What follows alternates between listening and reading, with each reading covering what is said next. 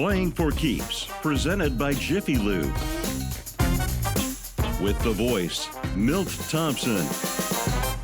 Delivering the best of sports programming.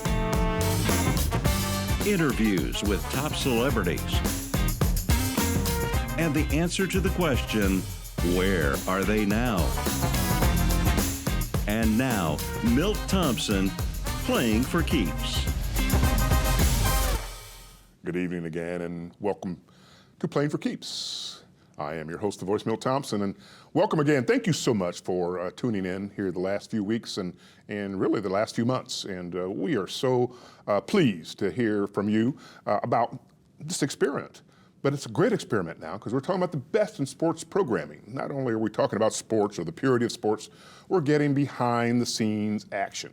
I want to thank our sponsors, Jiffy Lube and Eastspot Spas and Bleaky Dillon Crandall, and also want to thank Hope Training Academy as they're coming along to be able to participate along with us. And I know all of you will share with your friends and your companies and your other sponsors to join in, because this is the great value for you to be able to participate in the world of sports around here in central Indiana and literally across the globe. You know, we've been talking here with a Where Are They Now segment every month, and we've had the great Ray Tolbert, and we've had the great Gary Brackett. We've got another special coming up for you this month. Before we get to that, though, we're going to get deep behind the scenes, as we have with Bill Benner earlier a couple weeks ago, and also with Kenny Johnson, Reverend Kenny Johnson, who's the longtime chaplain of the Indianapolis Colts. We're going to get behind another sports franchise that we don't talk about in winter months too much unless they're at some winter meetings and digging out that, but it's the venerable game of baseball, one that I find the most attractive of all of them. We're going to do that in the form of talking to their general manager, the man who makes it tick, who makes it go, the man who is beyond reproach, and that's going to be Randy Lewandowski. And we're going to talk to him about the Indianapolis Indians, about what they mean to this community, about what they're doing, what their plans are for the near future as baseball's on rocky grounds right now. But we're going to do that right after these short words. Come back right here to Playing for Keeps. Playing for Keeps, presented by Jiffy Lube. Playing for Keeps, presented by Jiffy Lube. And welcome back to Playing for Keeps. I am your host, the voice, Milt Thompson. Every Friday night right here on WHMB Channel 40. The best of sports programming that you'll ever find. Not only here and locally and across central Indiana, but really across the globe, as we've been talking about Olympics and talking about world championships and world sports, and talked about the big time championship that we had in our community just recently with the football championships at the NCAA level. My goodness. We have one who's beyond reproach. That is the unreproachable Randy Lewandowski, the general manager of Indianapolis. Randy, welcome to our show. Thank you for having me, Milt. Appreciate it very much. Well, you know, some people don't talk very much about those Indianapolis Indians down there on 16th Street, but back in the day when they were looking to be able to drive 600,000 more people downtown for the whole thing to tick and work, and the Indianapolis Colts maybe drive that many in one season, and the Indianapolis Colts do it repetitively every year. Tell us about the miracle on 16th Street. Well, or downtown now on Maryland Street. It is Street. downtown. We used to be a miracle on 16th Street. It was a lot of work back in the old days, 25, 26 years ago.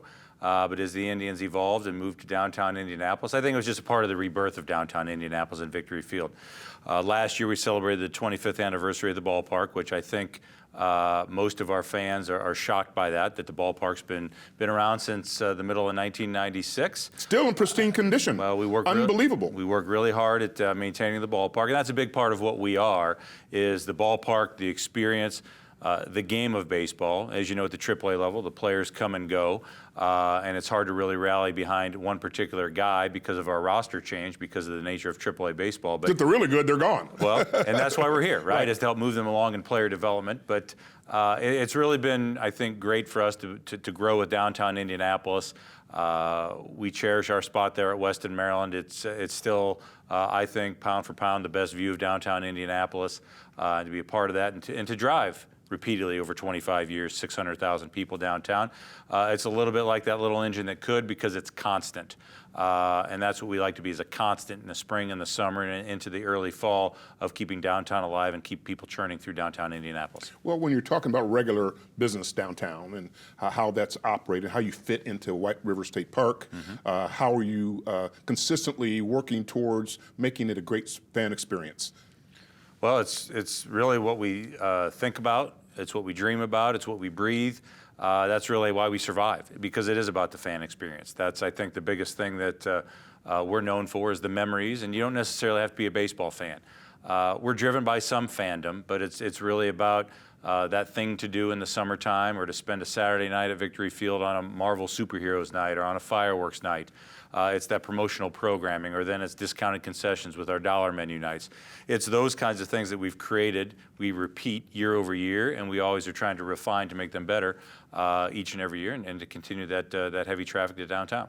Well, there is this thing called a Capital Improvement Board, and there has been some issues relative to how is Victory Field run vis-a-vis Gainbridge Fieldhouse, how it's run, vis-a-vis how Lucas Oil Stadium and how it's run, and what's the difference in CIB and the Indianapolis Indians, and how it is you've maintained a relationship via your lease to be able to take care of your own? Well, it's we're in our second iteration with the CIB as far as the lease goes. We had an original 20-year lease when we That's moved Capital Improvement Board for the absolutely. uninitiated. Yes, and it's been a wonderful relationship. I think early on there was probably some trepidation on both sides in the mid-'90s. Hey, how's this going to work? Building a minor league baseball facility, and for us, the Indians, we had to raise the level of our game to come downtown. And I think we've proved ourselves over the years. The CIB has proven to be a great partner, both from when Barney Levin was the executive director to now Andy Mallon, who's the executive director. It's like everything else in Indianapolis. There's great partnership. That's what it's about. It's about for the common good, and that's how the deal was set up at Victory Field. And it's one of those things that a former board member, Michael Browning, used to say, it's worked. And it has worked. It's worked for all the parties involved. It's been a very positive experience, and we're 25, 26 years in, and we're looking forward to the next 15, 20, 25, and who knows what else down the road. Well, you've been with the club for quite a while, since their days there on 16th Street Yes. and up to Victory Field. Tell us a little bit about your professional background, how you've emerged up the ladder to really be at the top of the heap, if you will, and working with boards of directors, our structure, having a community-owned club, and what does that mean?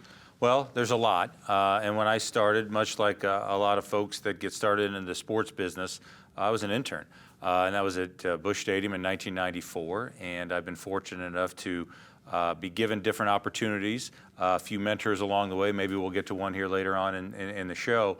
But just been given great opportunities. I started out in the ticketing area, then moved over to an operational side where I really cut my teeth. And that's where it's a great compliment that you say Victory Field still looks pristine. That was really an area that we didn't do a lot of at Busch Stadium.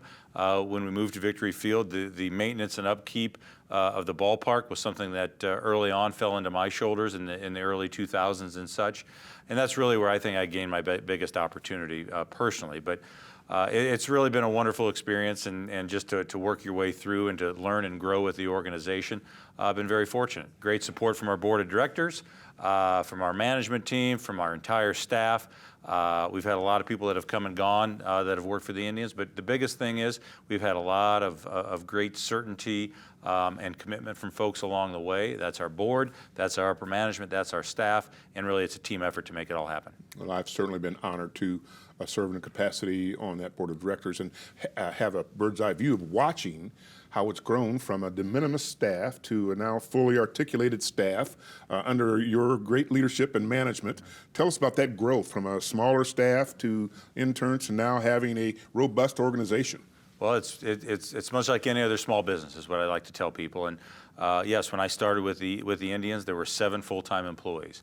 When we moved to Victory Field, that number doubled to 14, and that's monumental. When you double the size of a staff, we're now up to 50. And on the minor league baseball side, that's one of the larger staffs that you'll find across the country. But it's what we need to do to be competitive in an ultra-competitive landscape.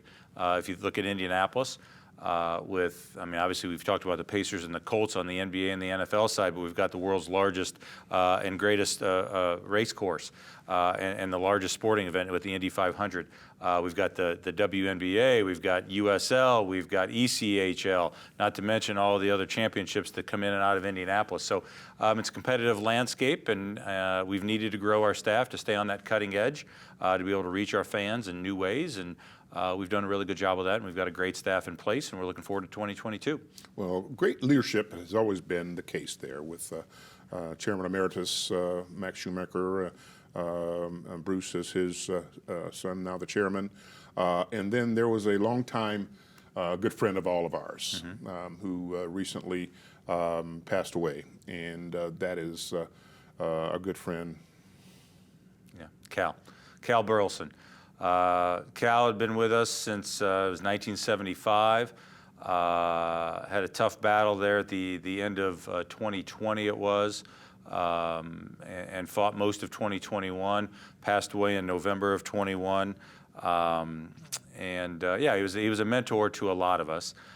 He came in much like I did, young. He probably had a little more passion than I did. And sometimes his passion blinded him, but it helped guide him as well. But I think the most spectacular thing about Cal is how he grew as a person. And how he invested in people and community. It became more than just the Indians and the wins and losses, which is what really drove him early in his career. But as he got to the latter stages of his career, it's about giving back and growing and giving opportunity to young people. And I was fortunate to be one of those, as is Joel Zawacki, one of our assistant GMs, and Matt Gay, our other assistant GM, and countless others. That's just to name a few. But that's really where he invested his time and his energy in the latter part of his career. We're going to miss him deeply. He always had, whether it was a thought from left field or something that he had really contemplated for a really, really long time, he was always somebody that we could count on and look toward and to for guidance and direction. Amazing video tribute. How can folks find that on the Indians website? Yes, or how we've had it on our website and through all of our social media channels. So yeah, click through, get a real good sense of not only his professional work, but of the man.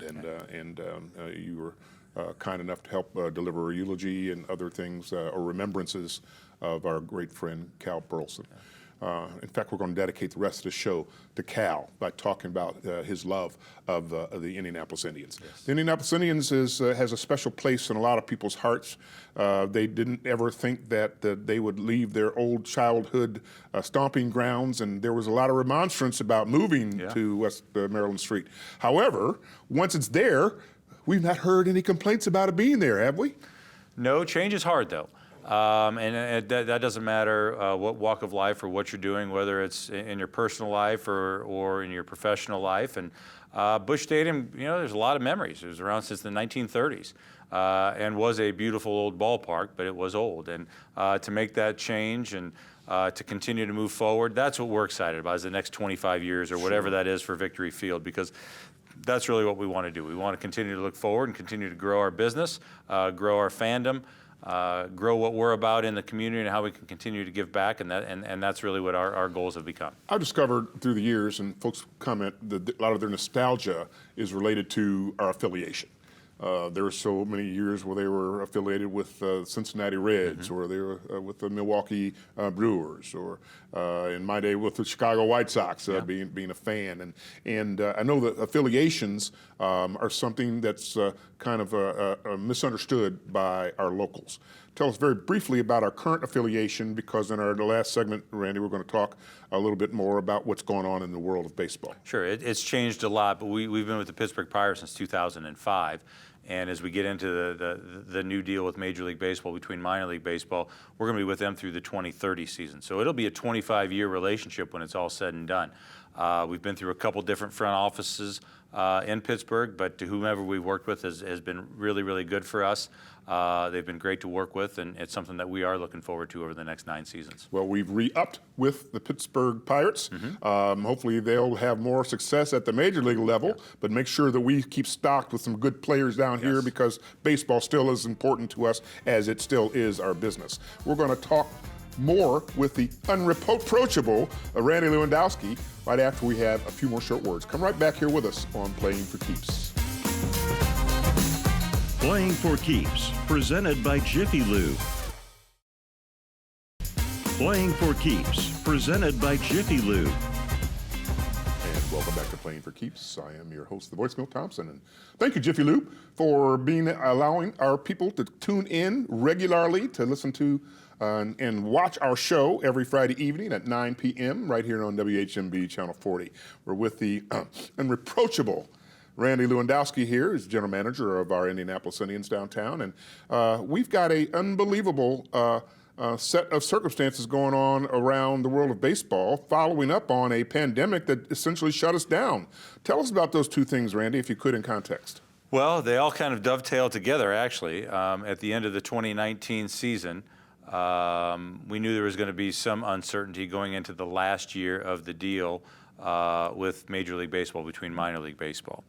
And there was a lot of uncertainty what was going to happen, but there's lots of nuances, but really the best thing to tell everybody is that minor league baseball is now more closely associated to Major League Baseball than we've ever been. We are now completely under their umbrella, as opposed to having the minor league baseball a separate entity and a separate office.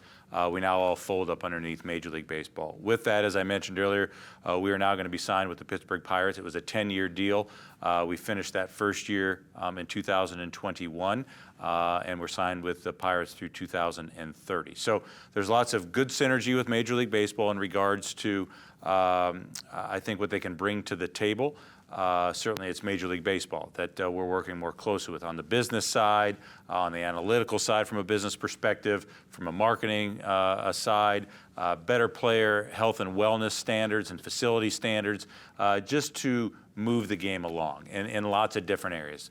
Certainly on the business side, but also it's always about the players. As if you're in professional sports, it's about the players, and that's what makes it tick. So there'll be some updates we need to make behind the scenes to the ballpark, because again, Victory Field is 25 years old. It was state of the art when it was built in 1996, and it's still really, really close. But there's some small things that we're going to need to do over the next couple of years in order to get up to those Major League Baseball standards. But it certainly was ironic that was dovetailed with who knew we were going to have a global pandemic and unfortunately lose the entire 2020 season. That was a challenge for a myriad of small businesses and a myriad of industries, and minor league baseball was no exception in that regard.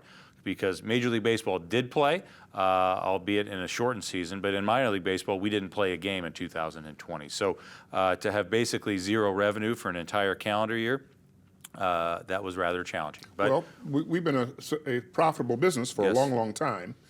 So you're up against that, and like other small businesses, had to rely on some COVID relief, if you will. And that helped us to weather the storm. it did.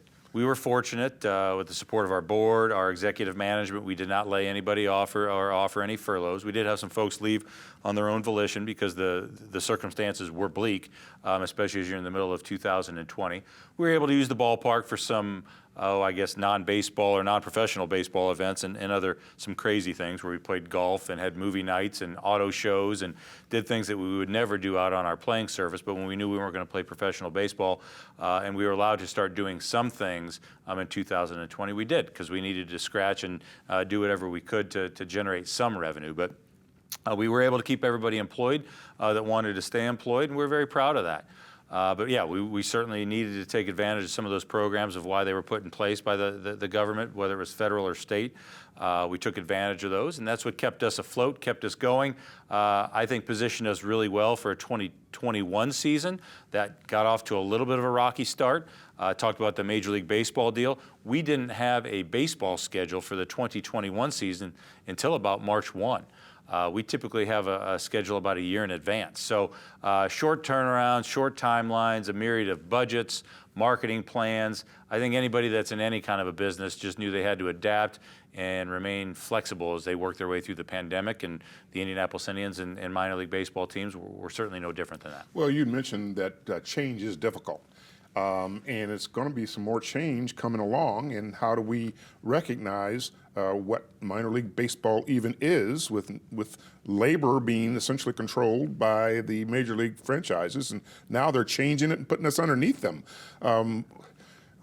They may not even play Major League Baseball. What's going on there? Well, I don't have a lot of the details of the negotiations, but it's obviously a big deal when a collective bargaining agreement comes up for a renewal. the one thing that we do know and that we can stress is that there will be minor league baseball in 2022 as we sit here right now. And the reason for that is the one caveat is non-40-man roster players, and I can get into all the roster machinations, and that could take up your entire show, Milt. But the good news is that we might not have 40-man guys at Victory Field to start the year, or depending on how the lockout shakes down, we will have baseball scheduled for April 5th, 2022 at the corner of Western Maryland, and we do know that as we sit here today, and we're excited about that. And that's what we're talking about, because on a 40-man roster situation, for our roster, that might be anywhere from 5 to 8 to 10 guys. There will be enough other guys within the Pirate system that they'll fill that in while those guys bide their time as the labor agreement gets worked out. But hopefully by the time we get to spring training, as the start of the season begins around April 1, all that's in our rearview mirror, and we're talking about just what's going to happen on the field. Well, we've been also proud as a community partner to develop opportunities to help others. Yep. Tell us a little bit about Indians Charities and what we've got going on there and how it is we're going to continue to try to help. Well, you've certainly been a big part of that coming together for us with Indianapolis Indians Charities. And it's been in the making for quite a while. But we were fortunate to get it off the ground in 2019 formally. We've always been a big part of the community, but to do anything official, we formed Indianapolis Indians Charities in 2019. And as we just got started, well, then we were in a pandemic. And so really that's where a lot of our efforts focused early on in the pandemic, is how could we help, whether that was providing laptops and iPads and things like that to the Shippard Community Center and the students that they serve, or doing ice cream socials, or working with gleaners to distribute food, any of those kinds of things that we've always done. We were just able to amplify that a little more with Indianapolis Indians Charities. And then really, I think for a program that's been near and dear to us, but where we could really double down and make a bigger investment, is in Indianapolis RBI, reviving baseball in inner cities. It's been really important for us to support youth baseball. We've done that around central Indiana, in the donut counties, but to also really get behind RBI in those areas where it's tougher for kids to play, and whether that's sponsoring the registration fees or being able to scratch up some equipment that we can with bats and baseballs, and really populating our parks in Indianapolis. That's really what RBI is about, and we focused on any of those age groups from 6, 7 years old up through what would be Little League ages up to 12, but then getting into the junior and senior leagues as well, just supporting baseball any way we can. We believe that if someone's played the game, that's liable to make them more of a fan of the game, but more than anything, it helps keep kids busy, keeps them off the streets, whatever else it might be, in order to get them involved in baseball. We really want to be a big part of that, and we have with Mike Lennox and his group with Indy RBI. Yes, we had the articulate one, yes. Mike Lennox on here, and now we have the man beyond reproach on here talking about from the same hymnal. Yeah. We would also would be remiss to say that when you have a charities organization, that people can also donate to that charity. And how do they do that, Randy? Certainly, if you visit our webpage at Indianapolis Indians Charities, we're hopeful to kick off a couple things in park this year as well when you visit Victory Field, where you see some raffles and some other things. We do mystery boxes, mystery gifts, those things that we roll out in a targeted fashion, but that's certainly something to be paying attention to on our website. So come out to Victory Field, April the 5th. April the 5th. Opening game here, right here, and you'll find behind the scenes the man beyond reproach, Randy Lewandowski, our executive director and our executive manager, and the guy who runs the show. I want to thank him very much for being on our show today. And just like Cal Burleson would say, support the right fit, because he is the right fit for Playing for Keeps. Come back here next week for another version of Playing for Keeps.